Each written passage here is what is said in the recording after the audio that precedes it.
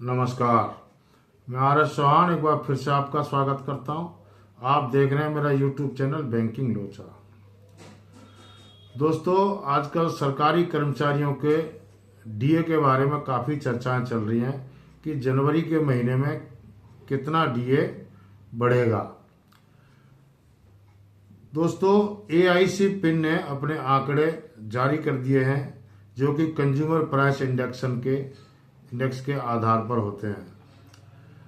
पिछली बार जो सरकार ने 3% डीए बढ़ाया था वो कंज्यूमर प्राइस इंडेक्स के अनुसार 53.6% बनता था। इसलिए सरकार ने 3% इसको हाइक किया, क्योंकि 50% ऑलरेडी था और वो 53.6% बनता था, इसलिए डीए बढ़ के 53% हो गया।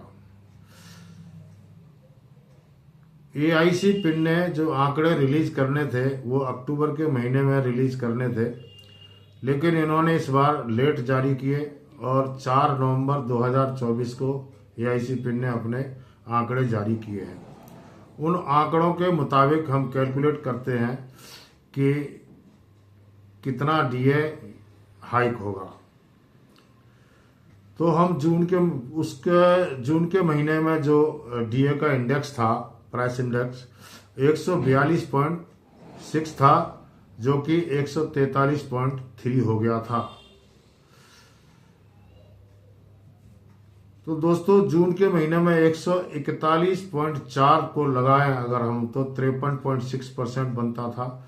इसीलिए सरकार ने इसको 3% डीए हाइक किया।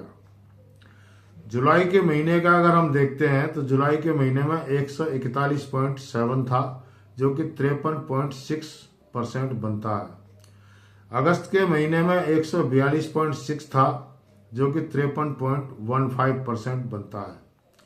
सितंबर के महीने में 143.3 था, जो कि 55% बनता है।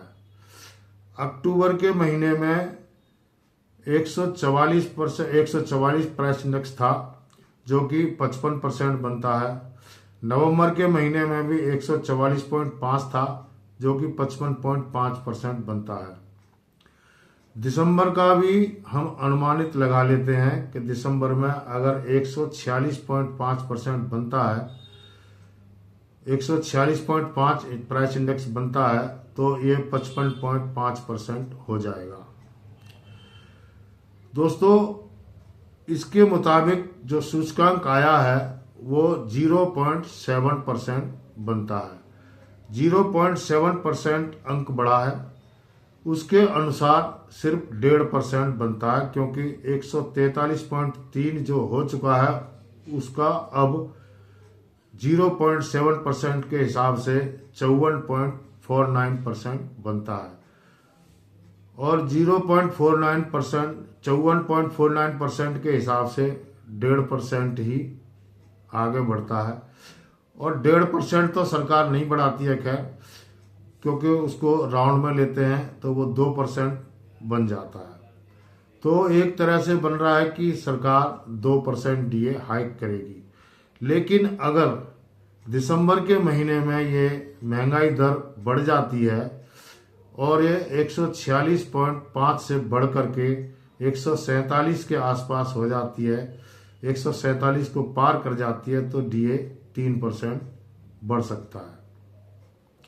ये सरकार की कैलकुलेशन है। सरकार कंज्यूमर प्राइस इंडेक्स के हिसाब से ही इसको कैलकुलेट करती है, और कंज्यूमर प्राइस इंडेक्स के हिसाब से ये 2% के आसपास बनता है। अगर दिसंबर में महंगाई बढ़ जाती है तो ये 3% मैक्सिमम जाएगा।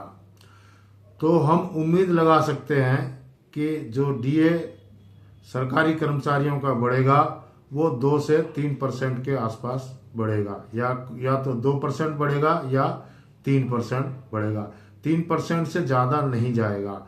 जो लोग 4% की बात कर रहे हैं वो कैलकुलेशन कहीं भी नहीं बैठता, वो लगभग गलत ही है।